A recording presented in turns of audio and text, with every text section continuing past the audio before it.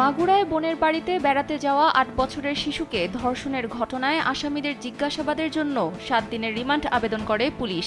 রোববার দুপুরে Magura senior judicial magistrate আদালতে এই আবেদন করা হয়, কিন্তু নিরাপত্তা নিয়ে শঙ্কা থাকায় আসামিদের রোববার দিনে আদালতে হাজির করতে পারেনি পুলিশ।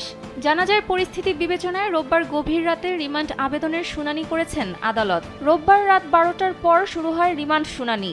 মূল অভিযুক্ত ভুক্তভোগী শিশুর বোনের শ্বশুরকে ৭ দিন, স্বামী, শাশুড়ি ও ভাসুর প্রত্যেককে ৫ দিনের রিমান্ড মঞ্জুর করা হয়েছে। মাগুরার chief judicial magistrate Abdul Matin এ আদেশ দেন। মামলার তদন্ত কর্মকর্তা আসামিদের ৭ দিন করে রিমান্ড আবেদন করেন। এ সময় আসামিদের পক্ষে কোনো আইনজীবী শুনানিতে অংশ নেননি। আদালতে আত্মপক্ষ সমর্থনের সুযোগ দিলে নিজেদের নির্দোষ দাবি করেন আসামিরা। রিমান্ড না দেওয়ার দাবিও করেন তারা। এদিকে নাম প্রকাশ না করার শর্তে মামলার তদন্ত সংশ্লিষ্ট এক কর্মকর্তা গণমাধ্যমকে জানান,